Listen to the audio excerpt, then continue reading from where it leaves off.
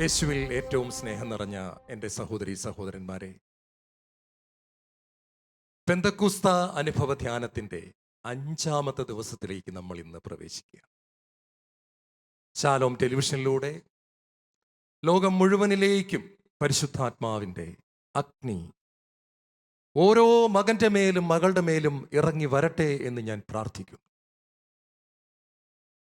2000 വർഷങ്ങൾക്ക് മുൻപ് ഇതുപോലെ ഒരു ദിവസം ശിഷ്യന്മാർ പരിശുദ്ധ അമ്മയോടൊപ്പം കാത്തിരിക്കുകയായിരുന്നു. കർത്താവ് ഒരു കാര്യം വാഗ്ദാനം ചെയ്തിരുന്നു. അത് എന്താണ് എന്നവർക്കറിയില്ല, എങ്ങനെയാണ് എന്നവർക്കറിയില്ല. ആത്മാവിനെ ആരും കണ്ടിട്ടില്ല, ആത്മാവ് എങ്ങനെ ഇരിക്കുമെന്ന് അറിയത്തില്ല, എന്ന് വരുമെന്നും പറഞ്ഞിട്ടില്ല. 10 ദിവസം ഇരിക്കാനൊന്നും കർത്താവ് പറഞ്ഞിട്ടില്ല. കർത്താവ് മിക്കവാറും ടൈം പറയുന്ന ആളല്ല. നീ വീണ്ടും എന്ന് തിരിച്ചു വരുമെന്ന് ചോദിച്ചപ്പോൾ അതും പറഞ്ഞില്ല. പരിശുദ്ധാത്മാവ് എന്ന് വരുമെന്നൊരു തീയതി അവരോട് പറഞ്ഞില്ല. 10 ദിവസം കാത്തിരിക്കാനല്ല യേശു പറഞ്ഞത്. നമ്മളാണ് അങ്ങനെയൊക്കെ ചിന്തിക്കുന്നത്. ദൈവം അങ്ങനെ അല്ല. ദൈവം അവരോട് പറഞ്ഞത്, പരിശുദ്ധാത്മാവ് വരുന്നത് വരെ നിങ്ങൾ കാത്തിരിക്കണം. അത് 10-ാം ദിവസം വന്നുവെന്ന് മാത്രമേ ഉള്ളൂ. അവരോടൊരിക്കലും ടൈം പറഞ്ഞിട്ടില്ല. ഇപ്പോൾ ഈ ദിവസങ്ങളിലെല്ലാം അവർ ഒരു കാത്തിരിപ്പിലായിരുന്നു.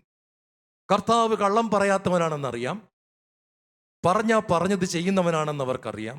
അതുകൊണ്ട് അവർ കാത്തിരുന്നു. ഞാൻ നിങ്ങളെ അനാഥരായി വിടുകയില്ല.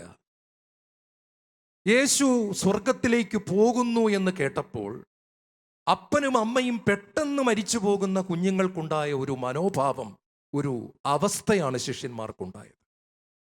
തങ്ങളുടെ കൂടെ 3 വർഷം നടന്ന അതിശക്തനായ ശുശ്രൂഷകൻ, അല്ലെങ്കിൽ ദൈവത്തിൻ്റെ പൊന്നോമന പുത്രൻ, എന്തിനും ഓടിച്ചെല്ലാൻ പറ്റുന്നവൻ, വിശന്നാൽ അപ്പം വർദ്ധിപ്പിക്കുന്നു, വീഞ്ഞ് തീർന്നാൽ വീഞ്ഞുണ്ടാക്കുന്നു, വെള്ളത്തിൽ മുങ്ങിയാൽ കടലിൻ്റെ മുകളിലൂടെ നടന്നു വരുന്നു, ആരെങ്കിലും മരിച്ചു കഴിഞ്ഞാൽ അവരെ ഉയർപ്പിച്ചുകൊണ്ട് ആ വീട്ടിന് സന്തോഷം കൊടുക്കുന്നു. ചിന്തിക്കാൻ പറ്റാത്ത കൃപ നിറഞ്ഞ വ്യക്തി ഇതാ മടങ്ങിപ്പോവുകയാണ്. ഞാൻ നേരത്തെ പറഞ്ഞതുപോലെ അപ്പനും അമ്മയും പെട്ടെന്ന് മരിച്ചു പോകുമ്പോൾ ഉണ്ടാകുന്ന ഒരവസ്ഥ കുഞ്ഞുങ്ങളുടേത്. ഇതുപോലെയാണ് ശിഷ്യന്മാർക്ക് തോന്നിയത്. കർത്താവ് പറഞ്ഞു, ഭയപ്പെടേണ്ട, ഞാൻ പോയിട്ട് വേറൊരാളെ അയക്കും, എന്നെപ്പോലെ ഇരിക്കും. ഗ്രീക്ക് ബൈബിളിൽ ഉപയോഗിച്ചിരിക്കുന്ന വാക്ക് അലോസ് പാരക്ലീറ്റോസ് എന്ന വാക്കാണ്. എന്ന് പറഞ്ഞാൽ എക്സാക്ട്ലി ലൈക്ക് മീ. ഒരു സഹായകനെ അയക്കും. He will be exactly like me. എന്നെപ്പോലെ ഇരിക്കും, എന്നെപ്പോലെ തന്നെ. സ്നേഹം എന്നെപ്പോലെ തന്നെ, എളിമ എന്നെപ്പോലെ തന്നെ, കരുണ എന്നെപ്പോലെ തന്നെ, അഭിഷേകവും ഇത് തന്നെ, ശുശ്രൂഷയും ഇത് തന്നെ. എന്നെപ്പോലെ ഇരിക്കും. ഒരു വ്യത്യാസം മാത്രമേ ഉള്ളൂ. ഞാനിപ്പോൾ ഇസ്രായേലിലായിരിക്കുന്ന സമയത്ത് എനിക്ക് ഓസ്ട്രേലിയയിൽ പോകാൻ പറ്റില്ല. ഞാൻ മനുഷ്യനായതിനാൽ ഞാൻ ജെറുസലേമിലായിരിക്കുമ്പോൾ എനിക്ക് ന്യൂയോർക്കിൽ പോകാൻ പറ്റുന്നില്ല. പരിശുദ്ധാത്മാവിന് ഈ പ്രോബ്ലം ഇല്ല. അവിടെ നിന്ന് ആത്മാവായതിനാൽ ഒരേ സമയം ജെറുസലേമിലും, ഒരേ സമയം പാലക്കാടും, ഒരേ സമയം ഓസ്ട്രേലിയയിലും, ഒരേ സമയം ന്യൂയോർക്കിലും, ഒരേ സമയം കൽക്കട്ടയിലും, എവിടെ വേണമെങ്കിൽ, എന്തിന് ചന്ദ്രനിലിരുന്ന് പ്രാർത്ഥിക്കുന്ന നീലാം സ്ട്രോങ്ങിന് പോലും പരിശുദ്ധാത്മാവിൻ്റെ സാന്നിധ്യം കിട്ടിയെന്നാണ് അദ്ദേഹം രേഖപ്പെടുത്തിയിരിക്കുന്നത്. യേശുവിൽ ഏറ്റവും സ്നേഹം നിറഞ്ഞവരെ, ഇന്ന് നമ്മൾ പരിശുദ്ധാത്മാവിൻ്റെ എണ്ണ എന്ന് പറയുന്ന അടയാളവുമായിട്ട് ബന്ധപ്പെട്ട് നമ്മൾ ചിന്തിക്കുകയാണ്. 1 സാമുവൽ 16-ാം അധ്യായത്തിൻ്റെ 12-ാം തിരുവചനം, സാമുവൽ ദാവീദിനെ സഹോദരന്മാരുടെ മുൻപിൽ വച്ച് കുഴലിലെ തൈലം കൊണ്ട് അഭിഷേകം ചെയ്തു. അന്നു മുതൽ കർത്താവിൻ്റെ ആത്മാവ് ദാവീദിൻ്റെ മേൽ ശക്തമായി ആവസിച്ചു. എണ്ണ എന്ന് പറയുന്നത് പരിശുദ്ധാത്മാവിൻ്റെ അതിശക്തമായ ഒരു അടയാളമായിട്ടാണ് ബൈബിളിൽ ഉടനീളം നമുക്ക് കാണാനായിട്ട് സാധിക്കുന്നത്. എന്താണ് എണ്ണയുമായിട്ട് ബന്ധപ്പെട്ട് പരിശുദ്ധാത്മാവ് നമുക്ക് തരുന്ന സന്ദേശം? 1, ഒരു ദൗത്യത്തിനായിട്ട് നമ്മളെ ശക്തിപ്പെടുത്തുന്നതാണ് എണ്ണ. ആട്ടിടയനായിരുന്ന ദാവീദിനെ രാജാവായി അഭിഷേകം ചെയ്യാൻ എണ്ണ ഉപയോഗിക്കുന്നു. ഒരു അടയാളമാണ്. ഒരു പുരോഹിതൻ സഭയിലേക്ക് ശുശ്രൂഷയ്ക്കായി വരുമ്പോൾ ദൈവം അദ്ദേഹത്തെ അഭിഷേകം ചെയ്യുന്നു. ഒരു സമർപ്പിത സഭയിലേക്ക് ഇറങ്ങുമ്പോൾ കർത്താവ് അഭിഷേകം ചെയ്യുന്നു. ഇതുപോലെ തന്നെ ദൈവം ആഗ്രഹിക്കുന്ന ഒരു ഭർത്താവായി തീരാൻ, ദൈവം ആഗ്രഹിക്കുന്ന ഒരു ഭാര്യയായി തീരാൻ, ദൈവം ആഗ്രഹിക്കുന്ന ഒരു അപ്പനും അമ്മയുമായി തീരാൻ, ദൈവം ആഗ്രഹിക്കുന്ന ഒരു കുട്ടിയായി വളർന്നു വരാൻ, ദൈവം ആഗ്രഹിക്കുന്ന ഒരു ഡോക്ടറാകാൻ, ടീച്ചറാകാൻ, എഞ്ചിനീയർ ആകാൻ, ദൈവം ആഗ്രഹിക്കുന്ന ഒരു ക്യാമറ ടെക്നീഷ്യൻ ആകാൻ, ദൈവം ആഗ്രഹിക്കുന്ന ഒരു സൗണ്ട് എഞ്ചിനീയർ ആകാൻ, ദൈവം ആഗ്രഹിക്കുന്ന ഒരു പെയിന്റർ ആകാൻ, എന്തിന് ഈ ലോകത്തിലെ എന്ത് കാര്യത്തിനും ഒരു അഭിഷേകം വേണമെന്നതാണ് ദൈവത്തിൻ്റെ മനസ്സ്. എന്തും ഒരു അഭിഷേകത്തോടെ ചെയ്യണം എന്ന് ദൈവം ആഗ്രഹിക്കുന്നു. അമേരിക്കയിൽ പ്രശസ്തനായ ഒരു ഡോക്ടർ ഉണ്ടായിരുന്നു. കാർഡിയോ തൊറാസിക് സർജനാണ്, ഹാർട്ട് സർജറി ചെയ്യുന്ന ഡോക്ടറാണ്. അദ്ദേഹം ശുശ്രൂഷ തുടങ്ങുന്നതിന് മുമ്പ് നഴ്സുമാരെ, സ്റ്റാഫിനെ എല്ലാം കൂട്ടി അരമണിക്കൂർ തിയേറ്ററിൻ്റെ അകത്ത് ആരാധിക്കുകയാണ്. പ്രൈസ് ആൻഡ് വർഷിപ്പ് നടത്തി ആരാധിച്ച് ദൈവത്തിൻ്റെ വലിയ സാന്നിധ്യം ഈ തിയേറ്ററിൻ്റെ അകത്ത് വന്നു കഴിഞ്ഞതിന് ശേഷമാണ് അദ്ദേഹം രോഗിയുടെ നെഞ്ച് തുറക്കുന്നത്, വാരിയലുകൾ തകർക്കുന്നത്, ഹൃദയം കയ്യിൽ എടുക്കുന്നത്. അദ്ദേഹം പറയാറുണ്ട്, കൊച്ചു കൊച്ചു ബ്ലഡ് വെസൽസ് ഞാൻ സർജറി ചെയ്യുമ്പോൾ, അല്ലെങ്കിൽ കുഞ്ഞു കാര്യങ്ങളിൽ ഒരു ഹൃദയത്തിൻ്റെ വാൽവിലേക്ക് എൻ്റെ നൈഫ് കടന്നു ചെന്നത് കറക്റ്റ് ചെയ്യുമ്പോൾ പരിശുദ്ധാത്മാവിൻ്റെ എണ്ണ എൻ്റെ മേൽ ഒഴുകുന്നത് എനിക്ക് അനുഭവിക്കുവാൻ സാധിക്കുന്നു. ആത്മാവിൻ്റെ അനോയിന്റിങ് എൻ്റെ മേൽ വരുന്നത്, സ്വർഗം ആഗ്രഹിക്കുന്ന ഒരു ഡോക്ടറായി നിന്ന് ആ ഹൃദയത്തെ സർജറി ചെയ്യുന്നത് എനിക്ക് അനുഭവിക്കാൻ പറ്റിയിട്ടുണ്ട്. അദ്ദേഹം പറയുന്നു, ചില ദിവസങ്ങളിൽ ദൈവവുമായിട്ടുള്ള എൻ്റെ ബന്ധത്തിൽ കുറവ് സംഭവിച്ച ദിവസങ്ങളുണ്ട്. അന്ന് ഞാൻ സർജറി ചെയ്യുമ്പോൾ എനിക്കറിയാൻ സാധിക്കുന്നു എണ്ണയുടെ ഒഴുക്ക് കുറവാണ്. അന്ന് ഞാൻ ആന്തരികമായി ബുദ്ധിമുട്ടാറുണ്ട്, പുറമേ ഞാനൊന്നും കാണിച്ചില്ല എങ്കിലും എൻ്റെ ഉള്ളിൽ ഒരു സ്ട്രഗിൾ എനിക്ക് അനുഭവപ്പെടാറുണ്ട് എന്ന്. ഞാൻ ഈ നിമിഷം ഓർക്കുകയാണ്, ശാലോമിലെ ബെന്നി പുന്നത്ര സാറിൻ്റെ ഭാര്യ ചേച്ചി ടീച്ചറായിട്ട് ജോലി ചെയ്തിരുന്ന വ്യക്തിയാണ്, സ്റ്റെല്ല ചേച്ചി. ചേച്ചി ടീച്ചറായിട്ട് ജോലി ചെയ്യുന്ന സമയത്ത് തന്നെ പരിശുദ്ധാത്മാവിൽ നിറഞ്ഞു, ധ്യാനം കൂടി, ആത്മാവിൻ്റെ അനുഭവത്തിലേക്ക് വന്നു. ഒരു ക്ലാസ്സിലേക്ക് ആദ്യമായിട്ട് പഠിപ്പിക്കാൻ ചെല്ലുകയാണ്. അവിടെ ചെന്നപ്പോൾ തന്നെ ഒരു കാര്യം മനസ്സിലായി. ഏറ്റവും പുറകിലിരിക്കുന്നൊരു കുട്ടി മഹാ അലമ്പ് കാണിച്ചുകൊണ്ടിരിക്കുക. അപ്പം അവനെക്കുറിച്ച് മറ്റ് ടീച്ചർമാരോട് ചോദിച്ചപ്പോൾ പറഞ്ഞു, ഇവൻ ഈ ക്ലാസ്സിലെ നല്ല ടീച്ചറെ, സ്കൂളിലെ തന്നെ ഏറ്റവും വലിയ തല്ലിപ്പൊളിയാണ്. മിക്കവാറും എല്ലാ വിഷയങ്ങൾക്കും തന്നെ 100-ൽ 10 താഴെയാണ്, 100-ൽ 8, 100-ൽ 7, ഇങ്ങനെയൊക്കെയാണ് ഇവൻ്റെ മാർക്ക്. ഇവൻ ഈ സ്കൂളിന് തന്നെ ഒരു ശല്യമാണ്. സ്റ്റെല്ല ചേച്ചി ഒന്നും വേണ്ടിയില്ല. ഒരു ദിവസം ടീച്ചർമാർ ചെയ്യുന്നത് പോലെ പറഞ്ഞു, നിങ്ങൾ കോപ്പി റൈറ്റിംഗ് ചെയ്യാൻ പറഞ്ഞു. 2 ലൈൻ, 2 വരി എല്ലാവരും എഴുതി കൊണ്ടുവരിക.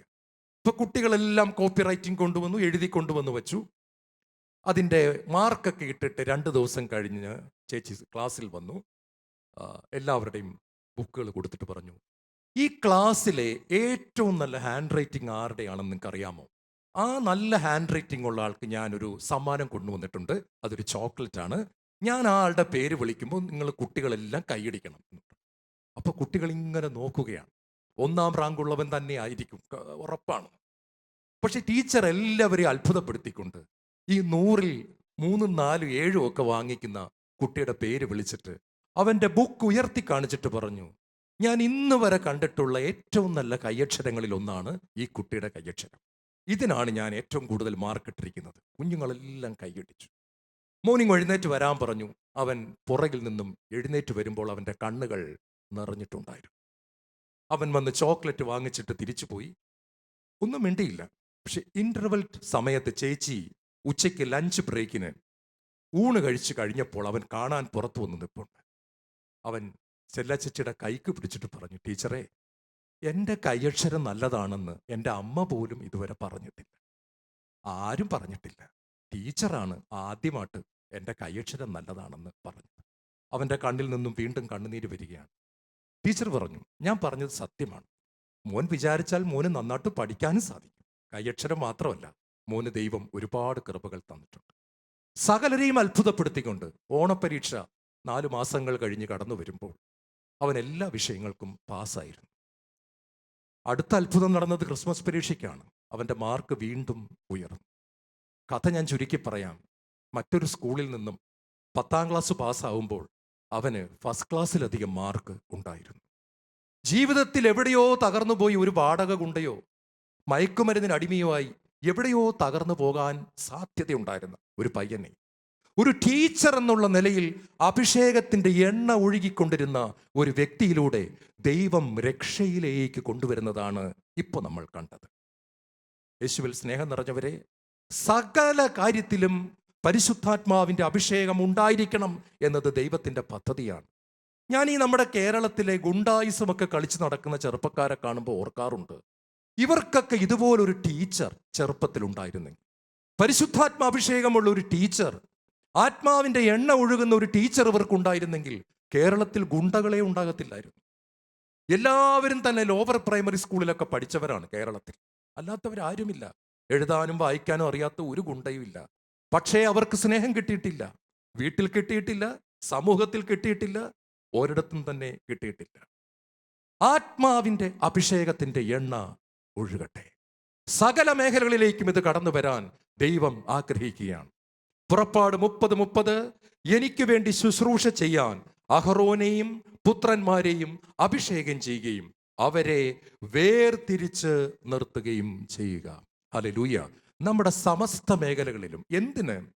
ഞാനൊരിക്കൽ സുവിശേഷവുമായിട്ട് ബന്ധപ്പെട്ടൊരു വീട്ടിൽ താമസിക്കുമ്പോൾ അവിടുത്തെ വീട്ടമ്മരടുത്തൊരു ചൂടുവെള്ളം ചോദിക്കാൻ അടുക്കളയിലേക്ക് ചെന്നപ്പോൾ കാണുന്ന കാഴ്ച, അടുക്കളയിൽ എനിക്ക് വേണ്ടിയുള്ള ആഹാരം ഉണ്ടാക്കിക്കൊണ്ടിരിക്കുകയാണ് പുള്ളിക്കാരി.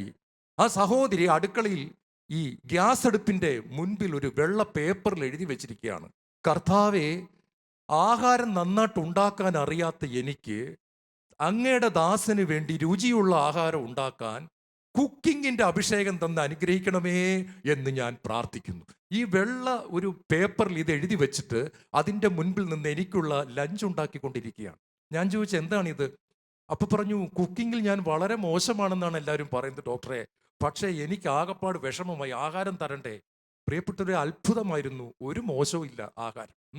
എന്താണ് സംഭവിച്ചെന്ന് എനിക്കറിയത്തില്ല, പക്ഷെ ഇങ്ങനെ ഒരു കാഴ്ച ഞാൻ കണ്ടു. ആഹാരം ഉണ്ടാക്കുന്നതിന് പോലും എനിക്ക് പരിശുദ്ധാത്മാവിന്റെ അഭിഷേകം കിട്ടണം എന്നാഗ്രഹിക്കുന്ന ഒരു വീട്ടമ്മ. അതെ, സമസ്ത മേഖലകളിലും ഒരു ദൗത്യത്തിനായി പരിശുദ്ധാത്മാവിന്റെ എണ്ണ ഒഴുകി വരട്ടെ. 2, എണ്ണ സൗഖ്യത്തെ കാണിക്കുന്നു. പുറപ്പാട് പുസ്തകം 15:26, ഞാൻ നിന്നെ സുഖപ്പെടുത്തുന്ന കർത്താവാണ്. ആകാശവും ഭൂമിയും കടന്നു പോയാൽ ഈ വചനത്തിന് മാറ്റമില്ല. മെഡിക്കൽ സയൻസ് ഒരുപാട് ഡെവലപ്പ് ചെയ്തുകൊണ്ടായിരിക്കണം ഇന്ന് ആൾക്കാർ ഈ വചനത്തെ അത്രയ്ക്കങ്ങ് ഗൗരവമായിട്ടൊന്നും കാണാറില്ല. പക്ഷെ നിങ്ങൾക്കറിയാമോ, സഭയുടെ ചരിത്രത്തിൽ വിശുദ്ധ അഗസ്റ്റിൻ, അദ്ദേഹം വിശുദ്ധ ബലി അർപ്പിക്കുന്ന സമയത്ത് യേശുവിന്റെ ശരീരം എടുത്ത് ഉയർത്തിയിട്ട് പറയും, ഇതെന്റെ ശരീരമാകുന്നു, വാങ്ങി ഭക്ഷിക്കുവിൻ. ഇതെന്റെ രക്തമാകുന്നു, വാങ്ങി പാനം ചെയ്യുവിൻ. അതിനുശേഷം അദ്ദേഹം ഒരു ചോദ്യം ചോദിക്കും, ഇവിടെ തളർവാദ രോഗികൾ ആരെങ്കിലും ഈ ആലയത്തിന്റെ ഏതെങ്കിലും ഭാഗത്ത് കിടക്കുന്നുണ്ടോ? അപ്പോൾ കൂടെ വന്ന ബന്ധുക്കൾ ആരെങ്കിലും കൈപൊക്കി പിടിക്കും. ഒരു കൈ പൊക്കാൻ പറയും, കൈപൊക്കും. അദ്ദേഹം തിരുവോസ്തിയുമായി അൾത്താരയിൽ നിന്നും എഴുന്നേറ്റ് ആളുകളുടെ ഇടയിലൂടെ നടന്നു ചെന്ന് തളർന്നു കിടക്കുന്ന രോഗിയുടെ നെറ്റിയിൽ തിരുവോസ്തി മുട്ടിച്ചിട്ട് പറയും, ഞാൻ നിന്നെ സുഖപ്പെടുത്തുന്ന കർത്താവാണെന്ന് പറഞ്ഞവൻ നിനക്ക് കണ്ണുകൊണ്ട് കാണാവുന്ന രൂപത്തിൽ അപ്പമായി വന്നിരിക്കുകയാണ്, എഴുന്നേറ്റ് നടക്കുക. സകല ജനങ്ങളും കാണുകയെ ആ ദിവ്യബലി മധ്യത്തിൽ ആ തളർവാദ രോഗി എഴുന്നേറ്റ് നടക്കുകയാണ്. വീണ്ടും അദ്ദേഹം ചോദിക്കും, ക്യാൻസർ രോഗികൾ ഇവിടെ ആരെങ്കിലും ഉണ്ടോ എന്ന് ചോദിക്കും. ആരെങ്കിലും കൈപൊക്കും.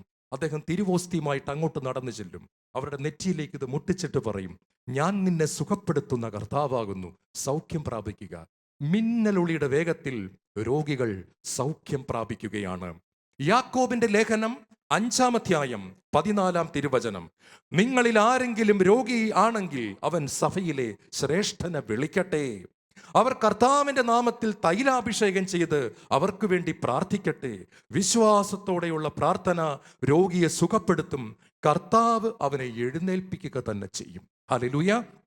പ്രിയപ്പെട്ടവരെ, ഈ വചനമാണ് സെയിന്റ് അഗസ്റ്റിനെ ഇത് ചെയ്യാൻ പ്രേരിപ്പിച്ചതെന്ന് അദ്ദേഹം പറയാറുണ്ട്. നമ്മൾ ഈ രോഗീലേപനം എന്ന കൂദാശയുടെ പേര് പോലും മാറ്റിക്കളഞ്ഞു, അന്ത്യകൂദാശ എന്നാക്കിക്കളഞ്ഞു. എവിടെ വെച്ചാണ് ഇത് സംഭവിച്ചെന്ന് എനിക്കറിയത്തില്ല. അന്ത്യകൂദാശ എന്ന ഒരു കൂദാശ സഭയിൽ ഇല്ല. സത്യത്തിൽ ഞാനിത് പലരോടും പറയുമ്പോൾ അമ്മച്ചിമാർ വാ പൊളിച്ച് നിൽക്കുന്ന കണ്ടിട്ടുണ്ട്. അപ്പൊ ആ കൂദാശ ഞങ്ങൾക്ക് കിട്ടത്തില്ലേ എന്നാണ് അവർ ചോദിക്കുന്നത്. അപ്പൊ ഞാൻ പറയാം, അങ്ങനെ ഒരു കൂദാശ കിട്ടത്തില്ല, അങ്ങനെ ഒരു കൂദാശ കിട്ടത്തില്ല. ഏതായാലും കാര്യം അവർ ഈ അന്ത്യകൂദാശ സ്വീകരിക്കാനായിട്ടാണ് ഇരിക്കുന്നത്. ഞാൻ പറഞ്ഞ അങ്ങനെ ഒരു കൂദാശ യേശു സ്ഥാപിച്ചിട്ടില്ല പ്രിയപ്പെട്ടവരെ. അന്ത്യകൂദാശ എന്ന് പറയുന്ന ഒരു കൂദാശ ഒരു അപ്പസ്തോലനും സ്വീകരിച്ചിട്ടുമില്ല. Praise the Lord. ആദിമസഭയിലെ ക്രിസ്ത്യാനികൾ ആരും ഈ അന്ത്യകൂദാശ എന്ന് പറയുന്ന ഒരു കൂദാശ സ്വീകരിച്ചിട്ടില്ല.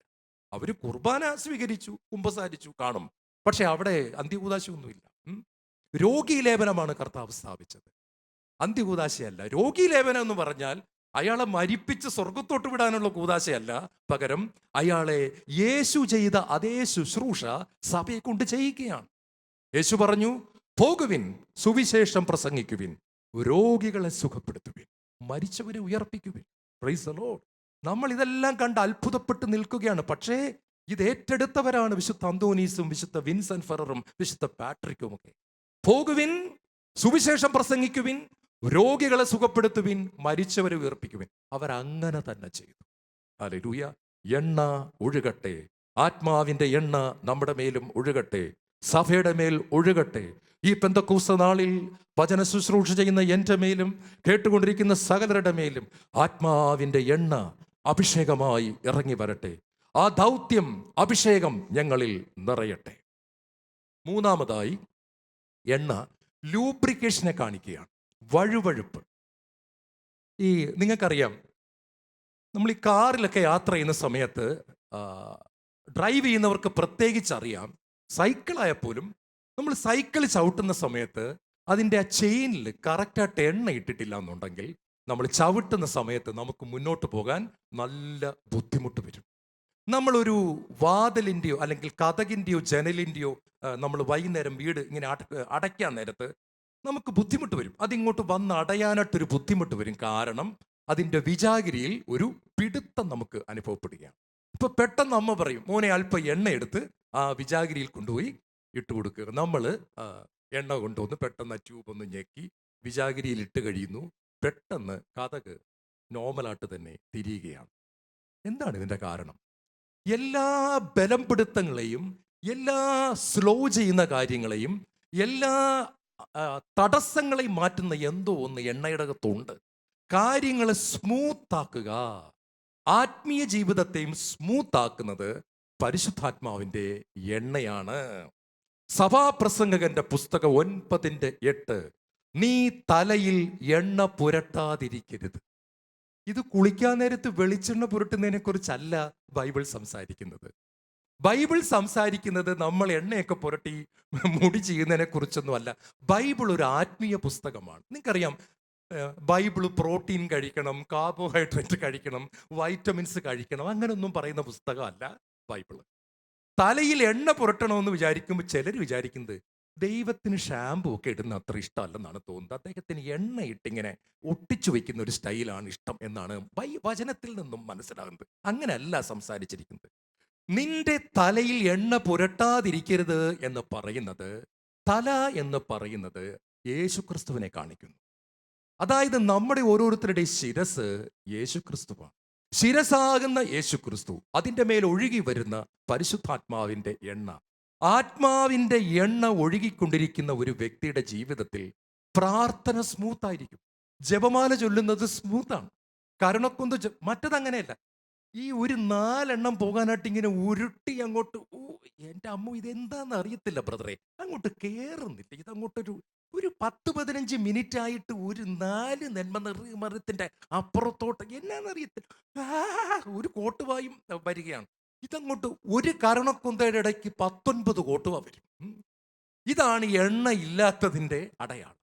കുടുംബ പ്രാർത്ഥനകൾ എണ്ണ ഇല്ലാതാകുമ്പോൾ അമ്മച്ചിയുടെ കോട്ടുവ, അത് കഴിയുമ്പോൾ അപ്പച്ചൻ്റെ ഒരു കോട്ടുവ, ഈ കോട്ടുവായും ഇങ്ങനെ പകർച്ചവ്യാധി പോലെ വരുന്ന ഒരു കുടുംബ പ്രാർത്ഥന. എണ്ണയില്ല എന്നുള്ളതാണ് അതിൻ്റെ അർത്ഥം. അവിടെ ഇതിനെന്തോ സ്മൂത്ത്നെസ് നഷ്ടപ്പെട്ടിരിക്കുകയാണ്. കർത്താവ് പറയാണ്, നീ തലയിൽ എണ്ണ പുരട്ടാതിരിക്കരുത്.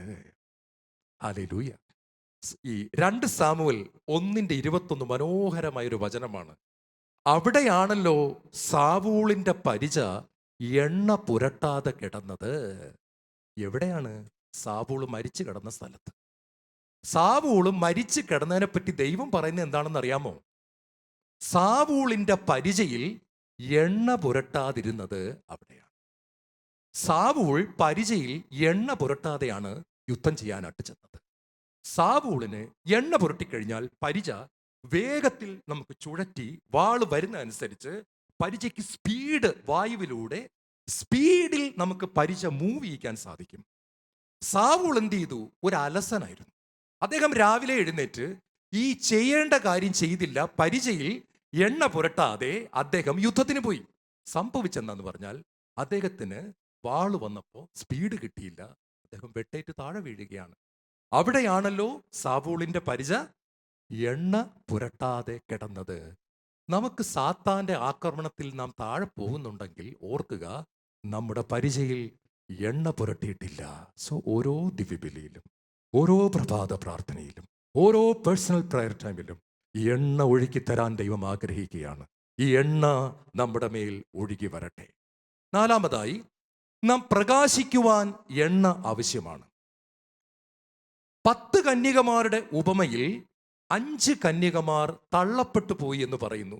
വേദനാജനകമാണ് കേട്ടോ. പ്രത്യേകിച്ച് സിസ്റ്റേഴ്സ് ഈ ഭാഗം വായിക്കുമ്പോൾ ഞെട്ടിപ്പോകണം. ഇതിന്റെ കാരണം 10 കന്യകമാരിൽ 5 പേര് തള്ളപ്പെട്ടു. ഈ 5 പേർക്കും കന്യകാത്വം ഒന്നും നഷ്ടപ്പെട്ടിട്ടില്ല. അവര് കന്യകാത്വം പോകുന്ന ഒരു പാപവും ജീവിതത്തിൽ ചെയ്തിട്ടില്ല. അവരപ്പോഴും കന്യകകൾ തന്നെയാണ്. അവര് കന്യാത്വം നഷ്ടപ്പെട്ടത് കൊണ്ടല്ല അവർ തള്ളപ്പെട്ടു പോയത്. കന്യകാത്വവും പരിശുദ്ധിയുമായിട്ട് ഒരു ബന്ധവും ഇവിടെ വരുന്നില്ല. 10 പേരും കന്യകകൾ തന്നെ എന്ന് പരിശുദ്ധാത്മാവ് പറയും. ഒരൊറ്റ പ്രോബ്ലം മാത്രമേ ഉള്ളൂ, റിസർവ് ആയിട്ടുള്ള ഒരു ഓയിൽ അവരുടെ പുറത്തില്ലായിരുന്നു. അതായത് അവർ ശരിക്കും ഒരു കാഷ്വൽ പ്രാർത്ഥനക്കാരായിരുന്നു. എന്ന് പറഞ്ഞാൽ ജസ്റ്റ് ഇങ്ങനെ അന്നത്തെ പ്രാർത്ഥന സഭ പറഞ്ഞിരിക്കുന്നതൊക്കെ ചൊല്ലിപ്പോകുന്ന ടൈപ്പ് ആൾക്കാരുണ്ടല്ലോ. ഒരു കുടുംബ പ്രാർത്ഥന, ഒരു കൊന്തെങ്കിലും ചൊല്ലിയിരിക്കണം, ഞായറാഴ്ച എങ്കിലും കുർബാനയ്ക്ക് പോകണം, വർഷത്തിൽ ഒരിക്കലെങ്കിലും കുമ്പസാരിക്കണം. ഇങ്ങനത്തെ ടൈപ്പ് പോകുന്ന ആൾക്കാരാണിത്. അതായത് ഒരു എക്സ്ട്രാ പ്രാർത്ഥനയിലൂടെ ഒരു മോർ അനോയിന്റിങ് അല്ലെങ്കിൽ ഒരു റിസർവ് ആയിട്ടുള്ള എണ്ണ കരുതി വയ്ക്കാത്ത ആൾക്കാരാണ്. പെട്ടെന്നൊരാവശ്യം വന്നപ്പോൾ ഉപയോഗിക്കാൻ എണ്ണയില്ലാതായി. അതിശക്തമായ 4 പ്രലോഭനം ഇതാ കിടക്കും. നമുക്ക് തടയാൻ പറ്റുന്നില്ല. നമ്മളിൽ എണ്ണ ഉണ്ടായിരിക്കണം. മത്തായി 5:14 നിങ്ങൾ ലോകത്തിൻ്റെ പ്രകാശമാണ്.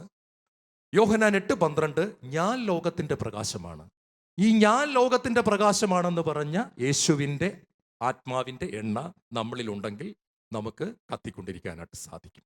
5-മത്തത് സംരക്ഷണമാണ്, പ്രൊട്ടക്ഷൻ. ഞാൻ കണ്ടിട്ടുണ്ട് വീട്ടിൽ അമ്മ ഇരുമ്പ് ചട്ടിയിൽ എന്നും രാത്രി എണ്ണ പുരട്ടി വെക്കും. അപ്പൊ ഞാൻ ചോദിക്കും, എന്തിനാ അമ്മ ഇങ്ങനെ എണ്ണ പുരട്ടി വെക്കുന്നു? മോനെ, തുരുമ്പിക്കും എന്ന് പറയും. ഇരുമ്പ് ചട്ടിയിൽ എണ്ണ പുരട്ടിയില്ലെങ്കിൽ തുരുമ്പെടുക്കും. അപ്പൊ തുരുമ്പിനെതിരെയുള്ള പ്രൊട്ടക്ഷനാണ് എണ്ണ.